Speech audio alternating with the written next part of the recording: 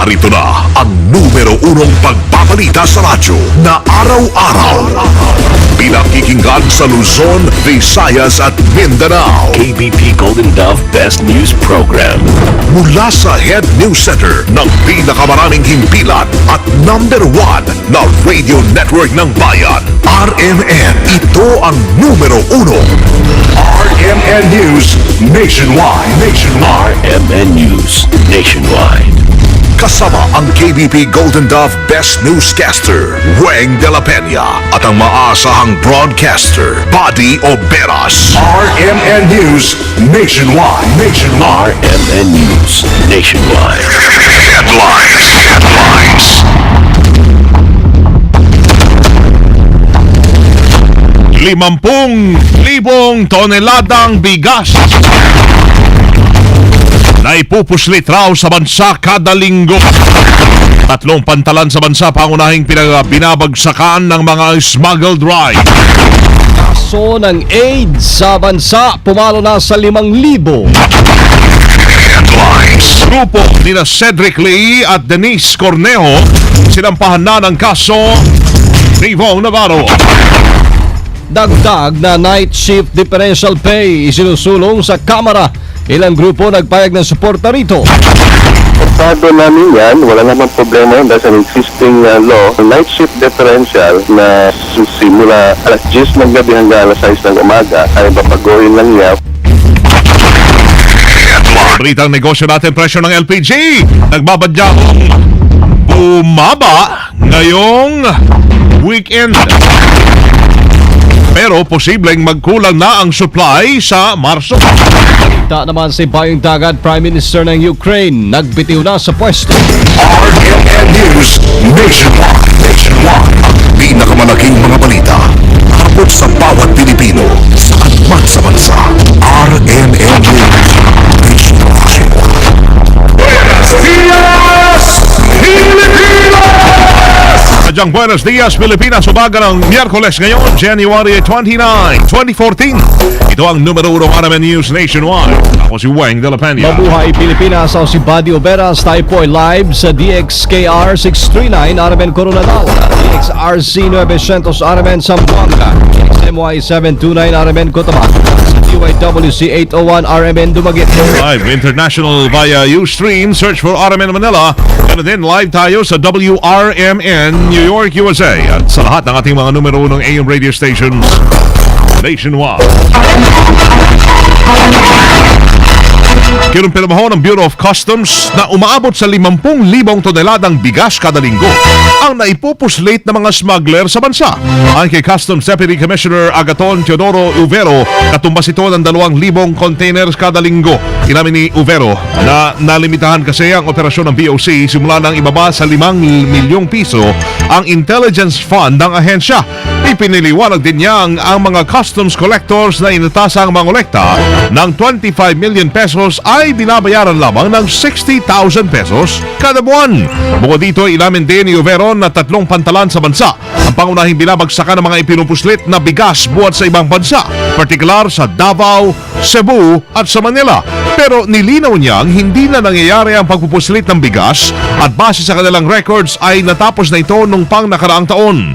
Samantala, iginit naman ni Senate Minority Leader Juan Ponce Enrile na kailangan ng BOC ang suporta ng Malacanang at ng iba pang mga ahensya para tumulong masolusyonan ang talamak na smuggling sa bansa. Tama, kasama sila 5,000 ang naitalang kaso ng Human Immunodeficiency Virus o HIV ng Department of Health ngayong noong taong 2013. Batay sa tala ng HIV and AIDS Registry ng DOH mula Enero hanggang Disyembre ng nakalipas na taon, pumalo sa kabuuang 4,814 ang naitala nilang HIV cases. Nito lamang anyang Disyembre, nasa 358 kaso na ng sakit ang naitala. Umabot naman sa 16,516 ang naitalang kabuuang bilang ng sakit mula 1984 kung kailan sinimulan ng DOH ang regular na monitoring sa HIV cases sa Pilipinas. Nagsampa na ng 6 na kaso ang aktor na si Vong Navarro laban kay Cedric Ley at sa grupo nito hinggil sa pambubugbog sa kanya noong Enero 22 sa Forbes Wood Heights Condominium sa Taguig.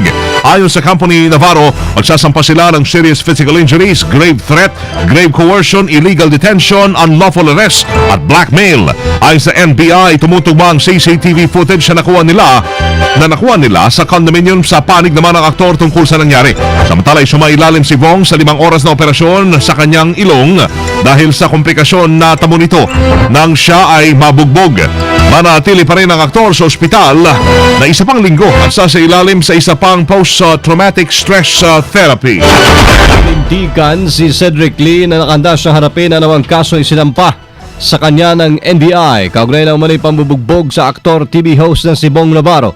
Ayon kay Lee, wala rin siyang balak na magtago at lumabas ng bansa. Sa ulat, ay nagkaso ay sinampahan ng NBI laban kay Lee at mga kasama itong sangkot sa insidente. Ayon pa kay Lee, wala siyang pinagsisisihan sa kanyang ginawa sa host dahil pinagtanggol lamang nito ang ginawang panggagahasa umano ni Navarro kay Denise Cornejo. Tinanggi naman ni Lee na may relasyon sila ni Cornejo at iginit na magkaibigan lamang sila. Gayunman, hindi na nagbigay niya pang detalye si Lee nang tanungin kung nasa na magulang ni Cornejo. Sinabi pa ni Lee na ngayong Miyerkules maghain ng reklamo attempted rape ang kampo ni Cornejo laban kay Navarro. Taguig Police nagbigay na ng ultimatum sa mga gwardya ng condominium kung saan nabugbog si Vong Navarro.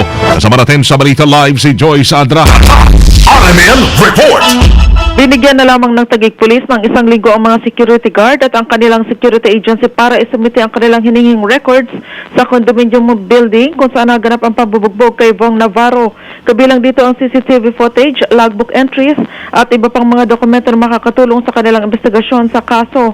Ayon kay Taguig Police Chief Senior Superintendent Arthur Felix Asis, kinausap na nilang abogado ng Forbes Heights at ang Forbes Wood Heights at ang mga Mega 4 Security Agency. Hinggil dito, nangako naman anya ang security agency na makikipagtulungan sila sa investigasyon. Ayon kay Asis, posibleng masampahan ng kasong obstruction of justice ang management ng condominium at ang security agency kapag nagbatigas pa rin itong makipagtulungan sa kanilang investigasyon. Kasama mo sa Southern Metro Manila, Joyce Adra, Tatak RMN. Nationwide! NBI po ay tuloy ang pagkalap na mga ebidensya hinggil sa pambubugbog pa rin kay Vong Navarro. Kasama natin sa balita Angel Ronquillo. RMN Report! Patuloy na kumakalap ng karagdagang ebidensya ang National Bureau of Investigation hinggil sa nangyaring pagbubugbog sa aktor na si Vong Navarro. Ayon kay Atty. Vicente de Guzman, ang Assistant Regional Director ng NBI-NCR, kung may madadagdag pang ebidensya ay agad nila itong isusumite sa Department of Justice.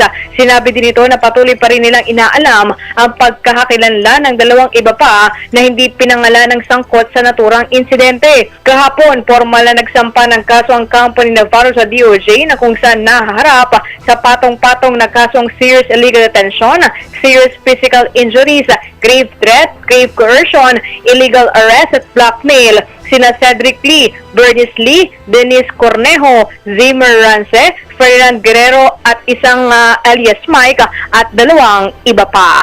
Kasama mo sa lungsod ng Maynila, Angel Juan Quilio, Tatak, RMN. Tunay pa rin niya na si Cedric Lee hindi totoong may kontrata ng proyekto sa Cebu. Kasama natin sa balita si Ken Galineo ng RMN Cebu. RMN Report! Nilinaw ngayon ni Cebu Governor Hilario Davide III na hindi naging kontraktor ng alinmang proyekto ng lokal na pamahalaan sa lalawigan ng Cebu ang kontrobersyal na negosyante na si Cedric Lee. Ayon kay Davide, isa lang si Lee na nag-submit ng kanyang proposal para sa waste-to-energy facility sa isang property ng Kapitolyo sa lungsod ng Naga sa Cebu. Inamin ni Davide na nagkaroon pa ito ng meeting kay Lee nang bumisita ito sa kanyang tanggapan noong nakaraang taon dahil sa nasabing proyekto. Ngunit paliwanag ni Davide, nang tingnan nito ang record sa waste-to-energy facility, nagkaroon ng failure of bidding sa kumpanya ni Lee at dahil dito ay walang nalagdaan na kontrata sa pagitan ng Kapitolyo. Kinumpirma naman ni Provincial Planning and Development Office Head na si Melita Labarejos na siya at ang mga miyembro ng Provincial Engineers Office at Provincial Assessor's Office ay nakipagpulong kay Lee para sa nasabing proyekto. Kasama mo sa RMN Cebu, Ken Galinea, Tatak RMN. Kasama may tinutulak po ng isang grupo na mga manggagawa na taasan pa ng 15% mula sa 10% ang bayad sa night shift differential sa bansa o yung mga nagtatrabaho sa gabi. Yan ay sa pamamagitan ng House Bill 656 o Night Workers Additional Compensation Act of 2013 na isinusulong ni Representative Maria Victoria C. Alvarado sa interview ng RMN kay Trade Union Congress of the Philippines Secretary General Gerald Asenio. Layunin din ang panukalang iusog ang oras ng night shift mula alas 8 ng gabi hanggang alas 4 ng madaling araw mula sa kasalukuyan pong sakop ng night differential alas 10 ng gabi hanggang alas 6 ng umaga. Ayon pa kay Senyo, saklaw din ng panukala ang mga gwardyang nagjo-duty sa gabi. Well, suportado namin yan. Wala naman problema yun. That's an existing law. Yung night shift differential na magsisimula alas 10 ng gabi hanggang alas 6 ng umaga ay babaguhin lang niya from to 8 to 4 a.m. at instead of 10%, magiging 15% ang night shift differential pay. Nanawagan din si Senyo sa mga manggagawa na ipagbigay alam agad sa kanilang tanggapan anumang problema na may kaugnayan sa pasahod ng kanilang mga pinapasukang trabaho. Kasunduan ng gobyerno at MILF hindi matutulad sa MOA AD. Kasama natin sa balita si Deo de Guzman. RMN Report. Tiniyak ng Palasyo ng Malacanang na hindi matutulad ang lalagdaang Comprehensive Agreement at ang isusulong na Bangsamoro Basic Law sa Memorandum of Agreement on Ancestral Domain na ibinasura ng Korte Suprema noong 2008, panahon ni dating Pangulong Gloria Macapagal Arroyo. Ayon kay Communications Operations Secretary Sunny Coloma, sinunod ng Government Peace Panel ang kautusan ni Pangulong Ninoy Aquino na ibatay sa saligang batas ang bubuing kasunduan sa pagitan ng gobyerno at ng MILF. The Philippine panel went to the negotiation table fully mindful of the guideline of President Aquino that whatever will be negotiated or agreed upon must conform with the Philippine Constitution. Yan ang isa sa mga mahalagang batayang prinsipyo nila, yung constitutionality ng mga probisyon. Sinabi din ni Coloma na ang masinsin na pagsunod sa saligang batas ay upang makaiwas na rin sa mga posibleng problema sa hinaharap. Paliwanag ni Coloma, natuto na ang gobyerno sa aral ng nakalipas kaya ang lahat ng probisyon ng Bangsamoro Basic Law ay naaayon sa konstitusyon. Kasama mo sa Palasyo ng Malacanang para sa DZXL 558, Deo de Guzman, Tatak RMN. Nationwide. O ng Bangsamoro Region, highest priority ng Kongreso. Kasama natin sa balita si Conde Bata. RMN Report. Pinaka-highest priority na ngayon ng mababang kapulungan ng Kongreso ang panukala para sa pagtatag ng Bangsamoro Region. Ayon kay House Majority Floor Leader Neptali Gonzales II, kahit abutin pa ng adjournment sinigye o pagtatapos ng sesyon ng Kongreso ay magbibigay otorisasyon ng Kamara na ituloy ang pagdinig kahit nakabreak na. Panawagan din ito sa mga kasamahang mambabatas na sa oras na maisumite sa Kongreso ang bagong organic law sa pagbuo ng Bangsamoro ay isang tabi muna ng mga kongresista ang kulay politika. Anya dapat na magkaisa dahil lahat naman ay nagnanais ng kapayapaan sa Mindanao at sa buong bansa. Tiniyak din itong masusing aaralin ang lahat ng annexes ng kasunduan sa MILF. Kasama mo mula sa Kamara para sa DZXL 558, Conde Batak, Tatak RMN. Nationwide. Ang pagbibitbit ng mga larawan ng mga wanted person habang nagsasagawa ng checkpoint operation ipatutupad na ng PNP. Kasama natin sa balita si Rhea Mamoga. RMN Report. Patutupad ng Philippine National Police ang pagbibitbit ng mga larawan ng mga wanted persons sa mga checkpoint operations.